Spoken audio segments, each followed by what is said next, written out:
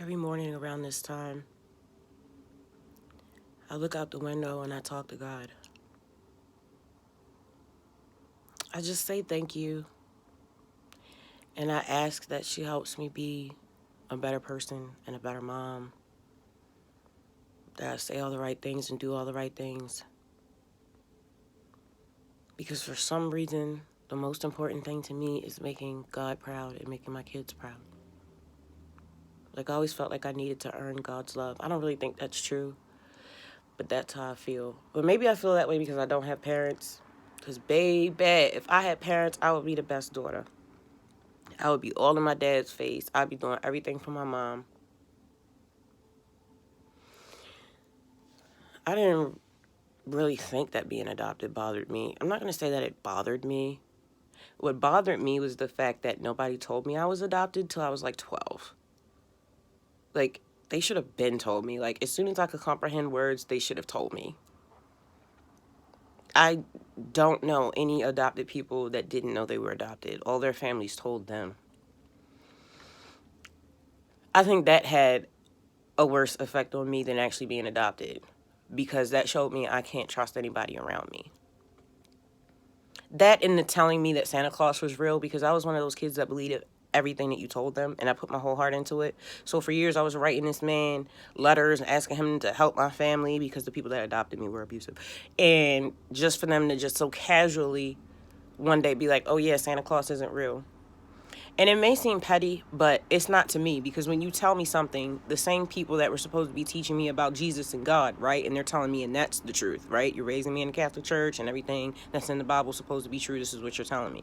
But then you tell me this fantastical story about this man who comes once a year that I'm supposed to be earning these toys from, this reward from, and then he will grant my wishes. And my wishes were for my family to be healed. So then, the next year, I find out that my family is not my family, and this fantastical character that I've literally been trying to gain the approval of for the past 3-4 years isn't real. So now I have trust issues. I don't trust anybody. And I don't know if that's normal. Now that I'm older and I have children and my husband's gone, I mean, that was my father figure. I was married to him since I was 18, and we were married for 20 years, so my husband really was like my dad. He was also my boss, the father of my children, and my husband. So when he died last year, even though we had been separated for a year, like, he is one of the few people on the planet that have known me basically my entire life. And he's gone now. And I don't have parents or cousins or nothing. I did manage to stay close to my niece, my adopted niece, but that's really all that I have. I have a cousin back home in Baltimore.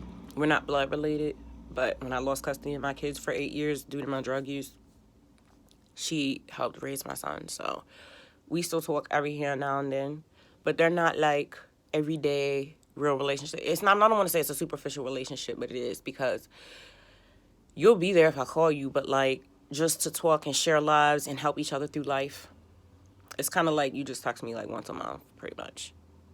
And that's not what I want. Like, myself and my children, we are like in each other's lives all day, every day. We make decisions together, we make moves together, we do spiritual work together. Like, that's a relationship.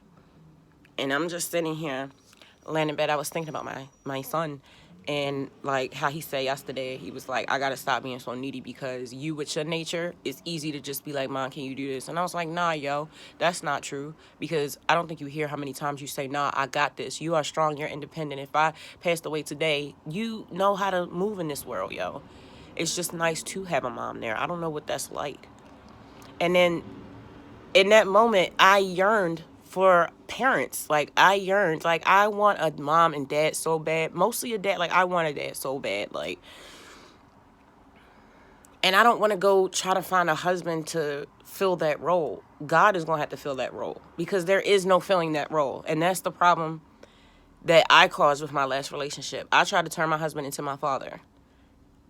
And because of his twisted mind, he had no problem playing that role. But then it caused a lot of problems, because, like, when I wanted to do something, he wanted to play daddy, like, you can do this, you can't do that. Bro, no, you're not my daddy.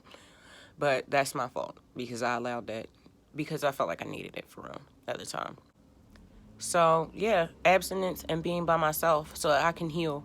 Not just heal from the dissolution of my marriage and all the stuff that I dealt with inside of that marriage, but also heal from this whole being an addict and then going through recovery and then coming out, having to restore my relationships with my children, having to restore my relationship with God, and being put up for adoption at 6 months and being raised for 12 years around people who were not my family. I haven't healed from any of that. And if I got into a relationship right now, it would fail because there are holes in me that should not be filled by human. They have to be filled by the Spirit. And I really do hope one day I can find my parents.